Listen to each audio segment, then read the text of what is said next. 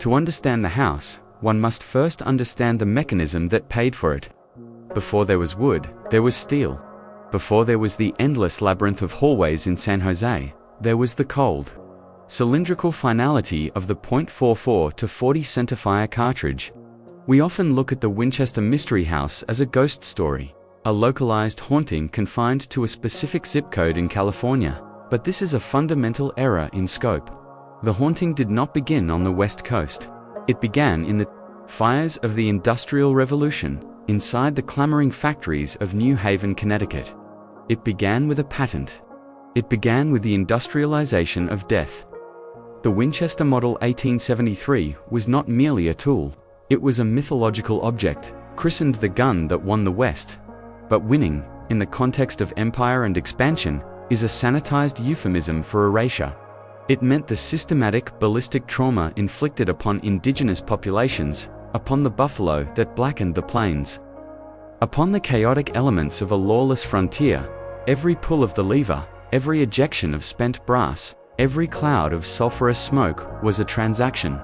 A life was subtracted from the physical world, and a fraction of gold was added to the bank accounts of the Winchester family. It is here, in this bloody arithmetic, that our protagonist, Sarah Lockwood Pardee, found herself entrapped. She was not a soldier. She was not a general. She was a woman of diminutive stature, barely 4 feet 10 inches tall, possessed of a brilliant mind and a musical soul. Yet she sat at the delta of a river of blood money that flowed backward from the violent frontiers directly into her parlor. Sarah was born in 1839 into the velvet-draped comfort of the upper class. She was known as the Belle of New Haven, a title that implies a certain fragility and ornamental purpose. Yet she was intellectually formidable, fluent in 4 languages, a student of the classics, and a pianist of immense talent. When she married William Wirt Winchester in 1862, it was viewed by society as a dynastic merging of beauty and industry, the perfect Victorian union. But consider the date, 1862. The United States was tearing itself apart in the Civil War, while Sarah and William were establishing their domestic empire. The rifles bearing their name were being used to turn men into meat on the battlefields of Antietam and Gettysburg. The fortune that cushioned their lives was being generated by the very machinery that was widowing thousands of other women across the continent. There is a metaphysical weight to such money. It is heavy. It carries the ionization of violence.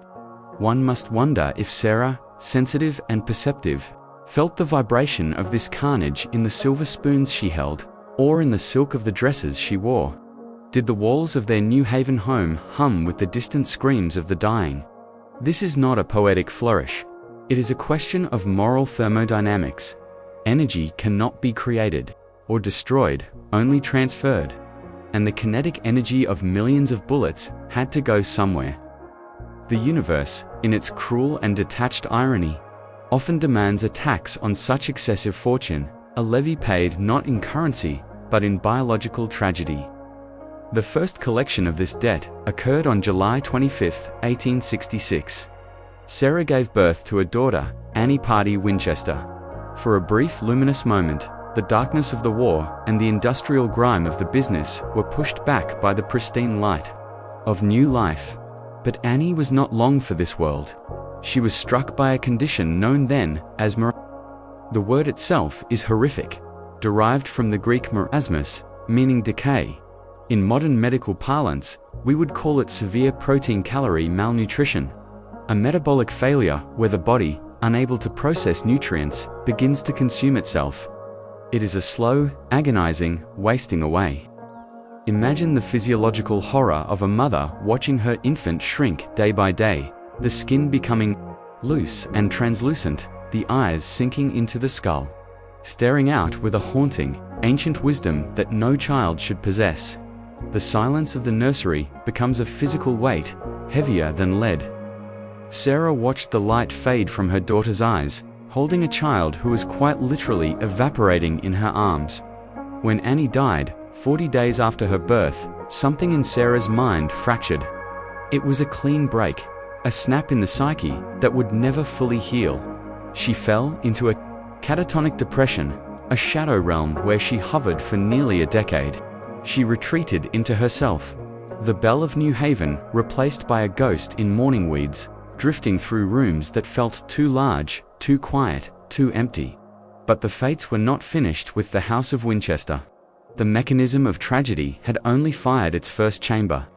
In 1881, the second blow landed.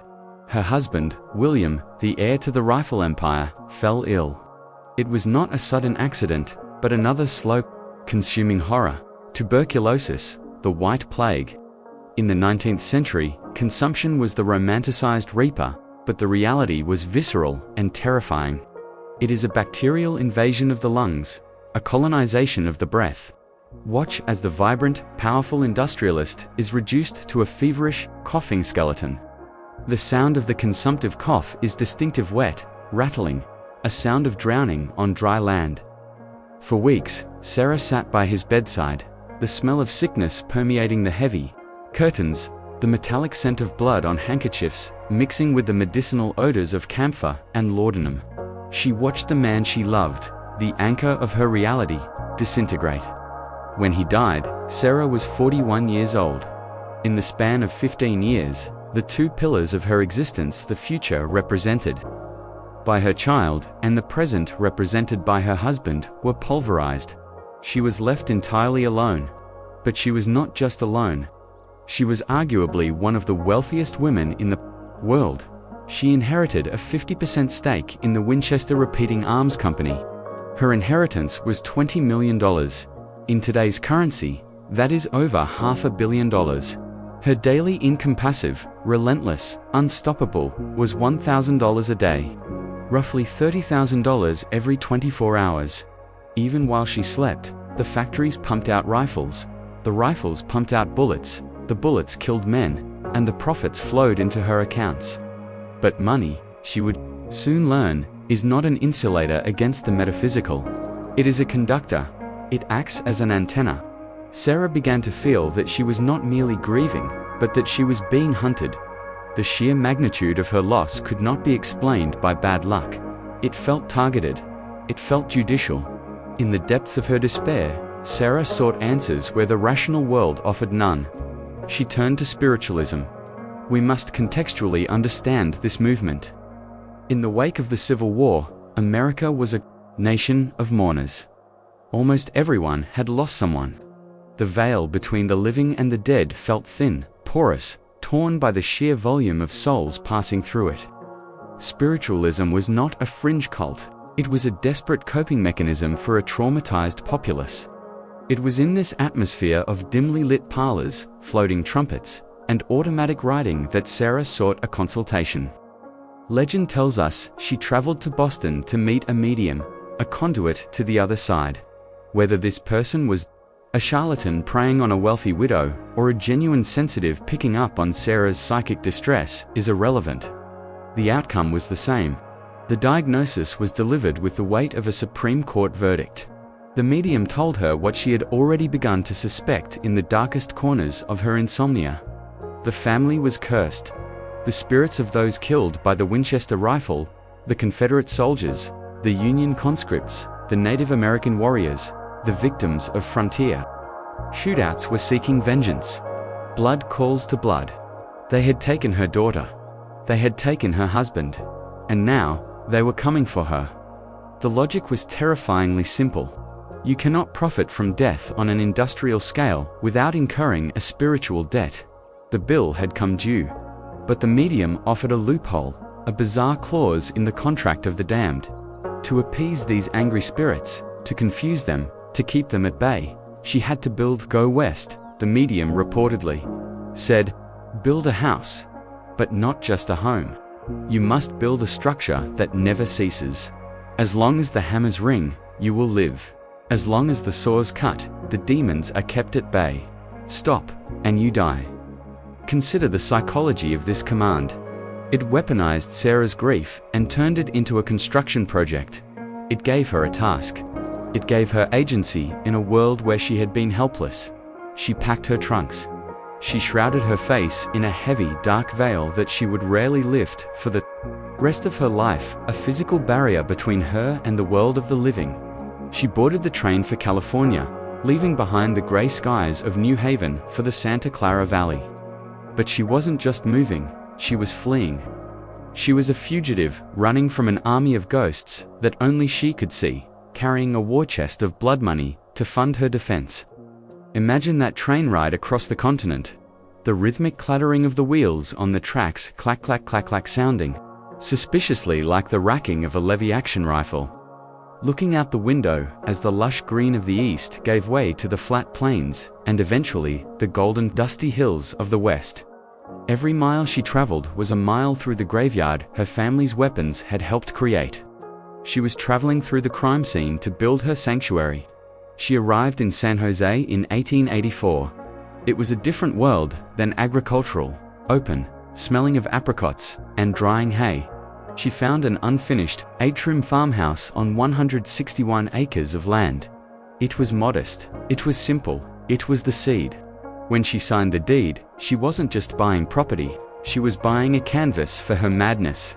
She hired carpenters, she hired masons, she hired gardeners, and she gave the order that would define the rest of her life: start working, and don't stop.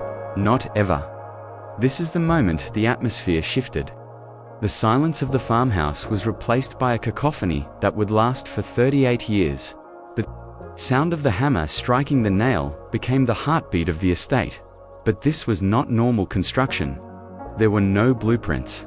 There was no master architect sitting in a drafting room planning the flow of the foyer into the parlor. There was only Sarah.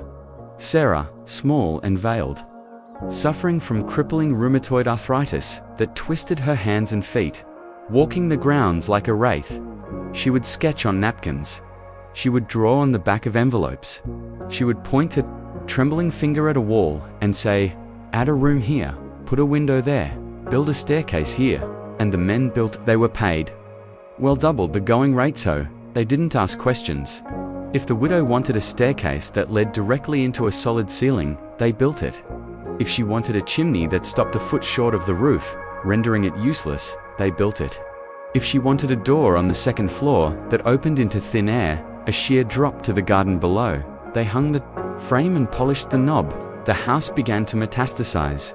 It grew like a biological organism, like a tumor made of redwood and stained glass. It spread outward, consuming the garden. It spread upward, consuming the sky. It wasn't architecture. It was accretion. It was a physical manifestation of a mind trying to outrun a haunting through the sheer complexity of space. The why of these oddities is where the story descends into the true deep dive. Standard tours will tell you she was just crazy, but look closer. Look at the staircase to nowhere. It is not just a mistake. It is a tactical maneuver against the supernatural.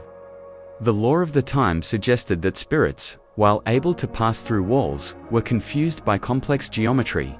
They could be trapped in loops. A ghost ascending a staircase expects to reach a landing. If it hits a ceiling, it is baffled, stalled. Sarah was building a spirit trap. She was creating a labyrinth to confuse the entities that whispered in her ears. At night, she was trying to hack the code of the afterlife, using carpentry as her programming language. Let us pause and consider the sensory experience of living in this construction site. For 38 years, 24 hours a day, 7 days a week, the noise never ceased. Shifts of workers rotated in and out. The banging, the sawing, the shouting. Most people would go insane from the noise alone.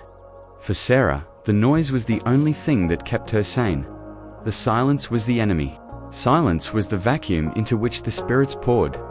The industrial clamor was a shield, a wall of sound that drowned out the memories of her daughter's gasping breath and her husband's rattling cough. But beneath the noise, there was a profound, suffocating loneliness. Sarah withdrew from society completely. She was the witch of San Jose, the eccentric widow, the mystery. She had no visitors, she had no friends. Her only companions were the servants, the workmen, and the invisible legion she was trying to appease. She began to sleep in a different room every night. She would rotate through the house, never settling, a moving target. Imagine the paranoia required to live like that in your own home. To be a refugee in your own palace. To lie awake in a strange bed, in a room you just had built yesterday, listening to the wind rattle, the windows that might look into another room, or into a wall, or into the void, and wondering if they had found you yet. The house was not just a defense, it was a confession. It was a monument to guilt. Every Tiffany stained glass window, some costing vast fortunes. Designed with spiderwebs, and the repetition of the number 13 was a penance. She was beautifying her prison. She was trying to buy forgiveness with aesthetic perfection. The number 13 became a recurring motif, a compulsive sigil woven into the fabric of the building. 13 bathrooms. Windows with 13 panes. 13 hooks in the seance room, modified to hold 13 candles. Was this an attempt to reclaim the number from its unlucky associations, or was it a surrender to the dark logic of the curse? Was she marking the house, branding it, signaling to the other side that she understood the rules of the game? By the turn of the century, the house had reached a monstrous proportion. It towered 7 stories high.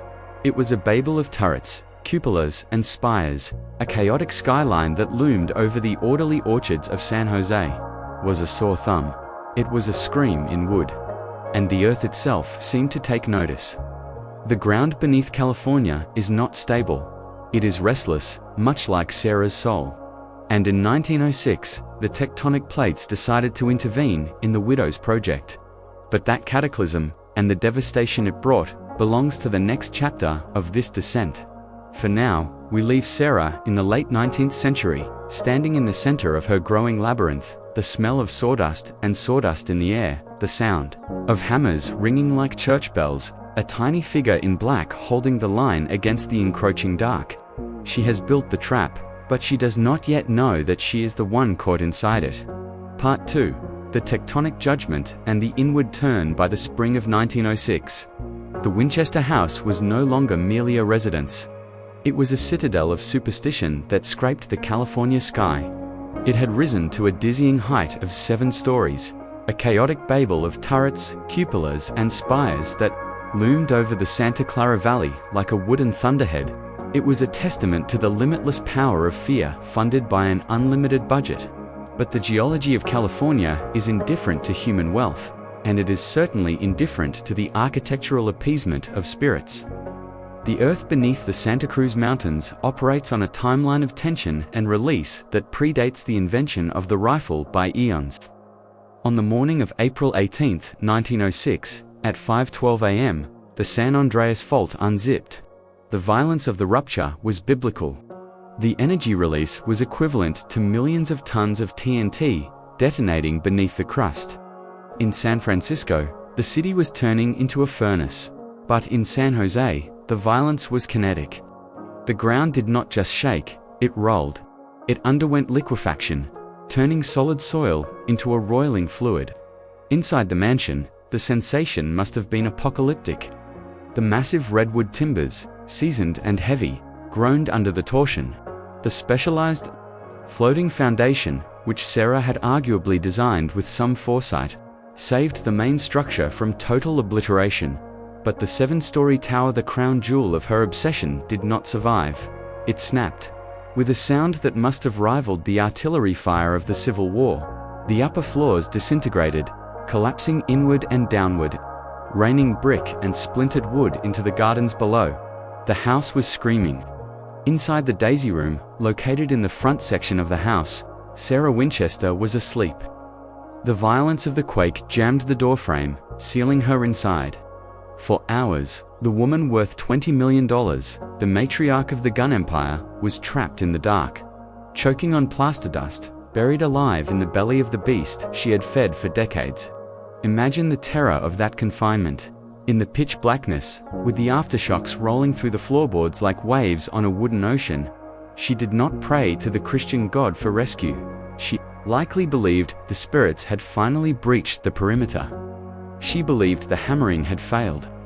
When her servants finally pried the door open with crowbars and dug her out, Sarah was shaken but physically unharmed. Her interpretation of the event, however, was not geological, it was theological. A rational mind sees plate tectonics, a haunted mind sees divine wrath. She looked at the ruined tower, the shattered windows, and the cracked plaster, and she did not see structural failure. She saw a message. The spirits were angry. But why? Her logic, twisted by years of isolation and guilt, arrived at a specific conclusion. Vanity. She had spent too much time, too much effort, and too much money beautifying the front of the house. She had tried to make it a grand estate for the eyes of the living, rather than a functional machine for the appeasement of the dead. She had succumbed to pride. The earthquake was a corrective measure, a slap from the other side to remind her of her true purpose. Her response was immediate and drastic. She did not repair the damage to the front of the house. She ordered the workmen to board it up. The grand front doors, which had cost a fortune and were meant to welcome dignitaries who never came, were sealed. They would never be opened again in her lifetime. She turned the houses back to the street.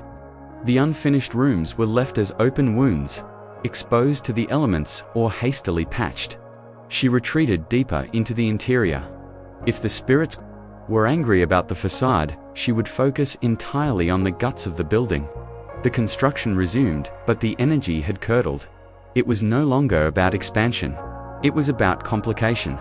The house became hermetic, an introverted puzzle box designed to disorient anything that entered, be it human or spectre. This is where the architecture begins to mirror the profound physical suffering of its creator. We often focus on the madness of the designs, the stairs to nowhere, the doors, opening to walls as evidence of insanity. But we must layer in the physiological reality of Sarah's existence. By this time, her rheumatoid arthritis was savage. It was a calcifying fire in her joints. Her hands were gnarled claws. Her knees were rusted hinges of bone on bone. Every step was an agony. This pain dictated the design of the famous switchback staircase. To the casual observer, it is a bizarre architectural joke. A staircase with 7 flights and 44 steps that only rises 9 feet in total elevation. Each step is merely 2 inches high. Tours will tell you this was to confuse the ghosts, to make them stumble. But look at it through the lens of pain. These were easy rises. Sarah could not lift her feet more than a few inches without excruciating pain. She built a staircase that shuffled, just like she did. The house was adapting to her disability. She was encasing herself in a prosthetic shell of mahogany and teak. Yet the dual purpose remains. Was it for her knees, or was it for the ghosts? In Sarah's mind, the distinction had likely evaporated. She was the ghost. She was the haunting. She moved through the house in a blur of dark silk, a tiny figure navigating a wooden nervous system. She installed 3 elevator Zodus electric models, rare luxury for the time being, because the stairs, even the easy ones, eventually became too much. One of these elevators was powered by a specialized, expensive hydraulic piston system. Why? Because the electric elevator made a noise that she found intolerable. She needed silence in her movement. She needed to drift. It was in this post-earthquake era that the obsession with the Blue Room solidified. This was the epicenter of the house, the seance room. It was a space of absolute control. Only Sarah had the key. The servants were forbidden to enter. It was here, every night, as the clock struck midnight, that the ritual took place. The room is acoustically peculiar, likely by design. It concentrates sound in certain pockets while swallowing it in others. Sarah would enter, locking the door behind her, a door that, if you believe the reports, she would sometimes exit by walking through a wall, or, rather, a hidden panel that allowed her to vanish from the room without opening the main entrance. Inside, she wore one of 13 special colored robes. She would sit at a table, surrounded by the silence she had purchased at such a high cost, and wait. For what? Instructions. The blueprints for the next day's work were not drawn by architects. They were allegedly dictated by the spirits in this room. Build a cupola here. Tear down that wall. Seal off that room. The randomness of the construction was not random. It was a transcription of chaos. She was writing a novel where the words were rooms and the punctuation marks were windows. Some theorized she was using a planchette, a Ouija board, or automatic writing. Others suggest she simply sat in the dark, listening to the house settle, interpreting the creaks and groans of the timber as voices from the grave. Sarah, the wood would groan as the temperature dropped. Sarah, double quotes, the wind would whistle through the unsealed eaves. In this room, there were no mirrors. Mirrors were forbidden. The law suggests that spirits despise their own reflection, or perhaps that mirrors act as portals that can be used by the dead to enter the world of the living uninvited. Or, perhaps more tragically, Sarah simply could not bear to look at herself. She could not bear to see the aging, pain-racked woman who had outlived her child and her husband. The woman who was spending a fortune to build a mausoleum for a life she wasn't living. The Blue Room was a space of projection, not reflection. It was during these years that the most nonsensical features were installed, features that suggest a mind trying to trap smoke.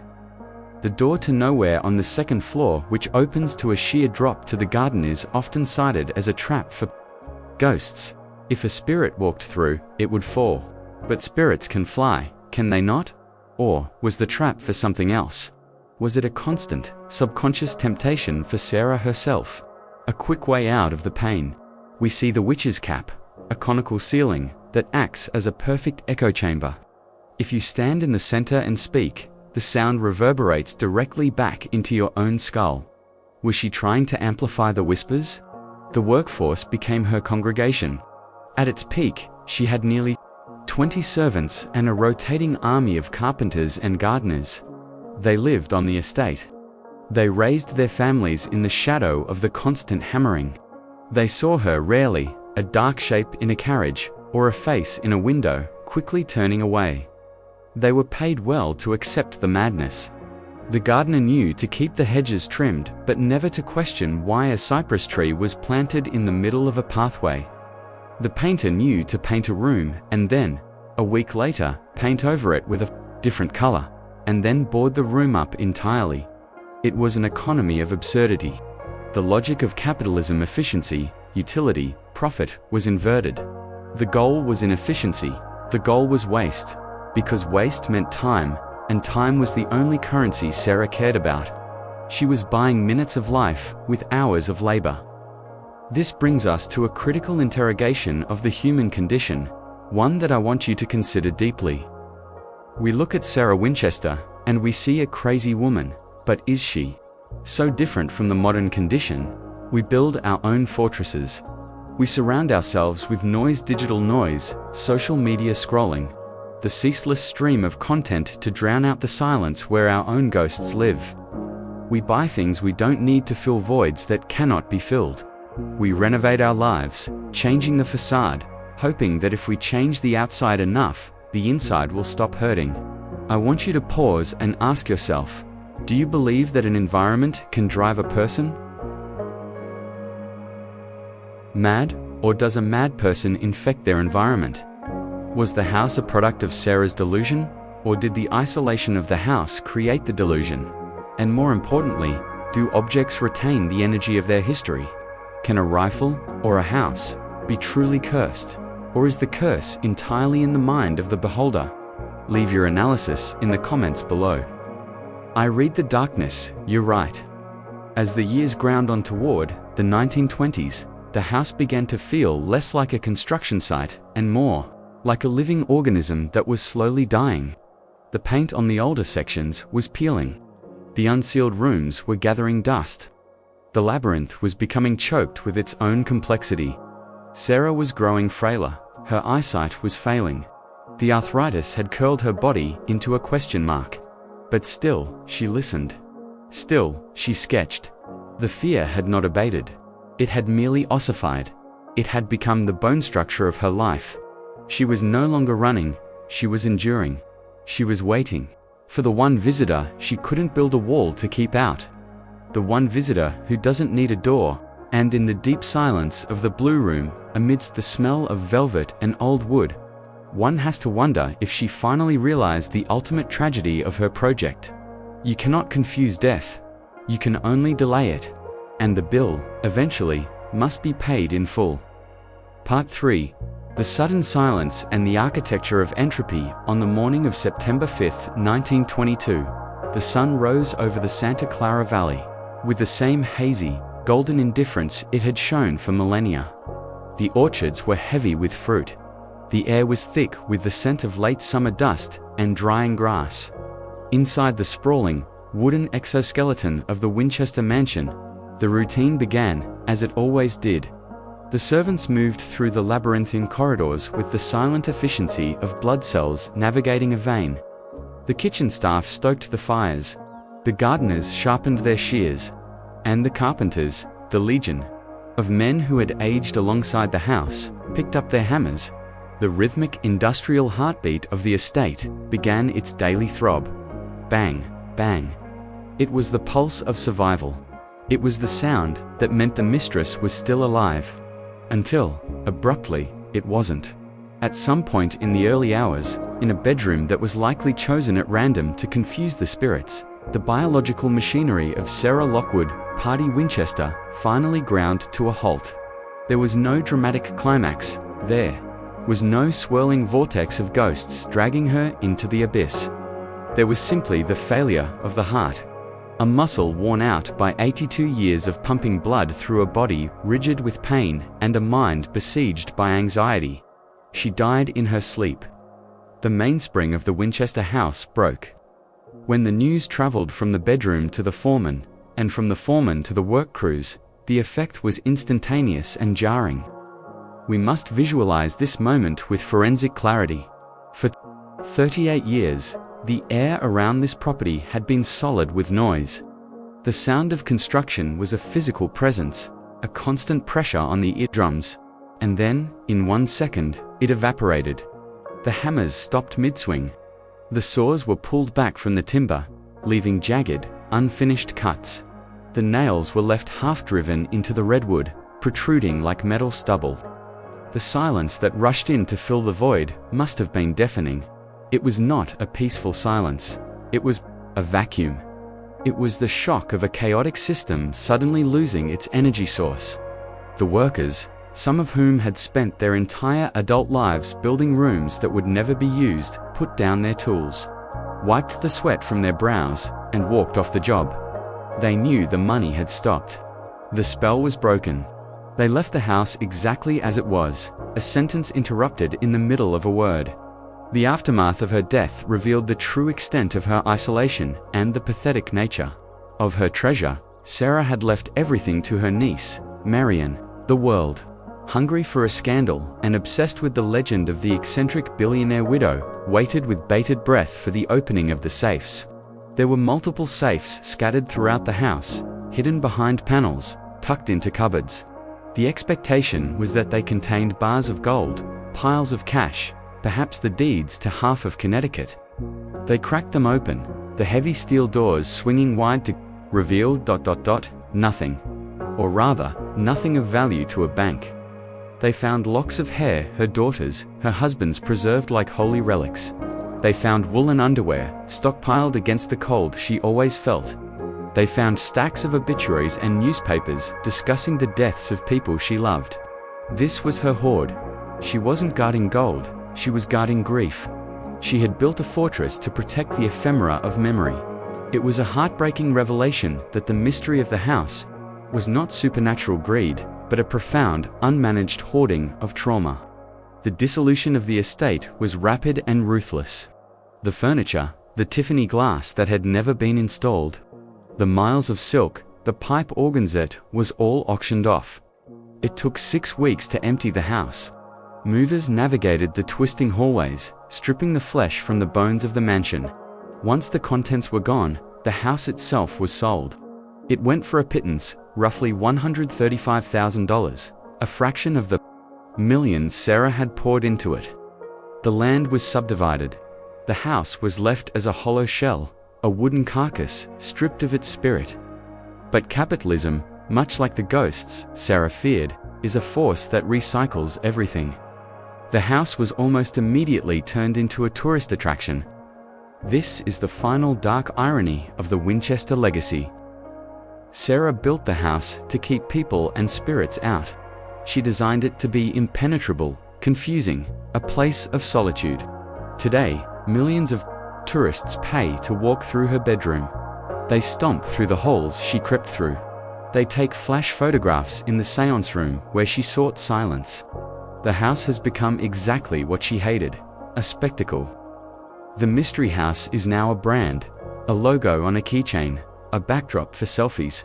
We have commodified her madness. We have turned her tragedy into an amusement park. When you walk through those halls, listening to the scripted jokes of the tour guides about the crazy lady and her goofy stares, you are participating in the final violation of her privacy. You are the haunting she was afraid of. But let us step back and look at the structure one last time, not as a tourist attraction, but as a philosophical artifact. The Winchester Mystery House is the perfect architectural representation of the American condition. It is built on a foundation of gun violence. It is funded by the industrial military complex. It is shaped by spiritual paranoia and religious guilt. And it is driven by the relentless, manic need to expand, to build bigger, to keep moving, to never stop. It is a house that consumes resources to produce nothing but confusion. Is that not the story of the 20th century? Sarah Winchester tried to build a wall between herself and the consequences of her family's legacy. She tried to use architecture to solve a moral problem. She failed. The rifle is still famous. The ghosts, if they exist, are still there, likely more confused by the tourists than they ever were by the staircases. The lesson of the Winchester House is that you cannot build your way out of guilt. You cannot construct a labyrinth complex enough to lose your own shadow. The past is not a ghost that walks through walls. The past is the wall. It is the floor, it is the ceiling. We live inside our history, and no amount of carpentry can change that. The house stands today in San Jose, surrounded by strip malls and movie theaters, a relic of a darker, stranger time. It is a scar on the landscape, a beautiful, intricate, multi-million-dollar scar. If you stand in the garden at twilight, when the tourists have gone and the lights of the gift shop dim, you might still hear it. Not the sound of hammers, but the sound of a breath held for too long. The sound of a woman waiting for a forgiveness that never arrived. The architecture of fear is not limited to California. There are other places where the geometry of the room feels wrong, where the shadows detach themselves from the objects that cast them. If you have the stomach to explore another location where the walls have absorbed the madness of their inhabitants, where the line between the living and the dead is erased by stone and mortar, click the video appearing on your screen now. We are leaving the wooden labyrinth of San Jose for a colder, harder place. The journey into the dark is not over. It has only just begun.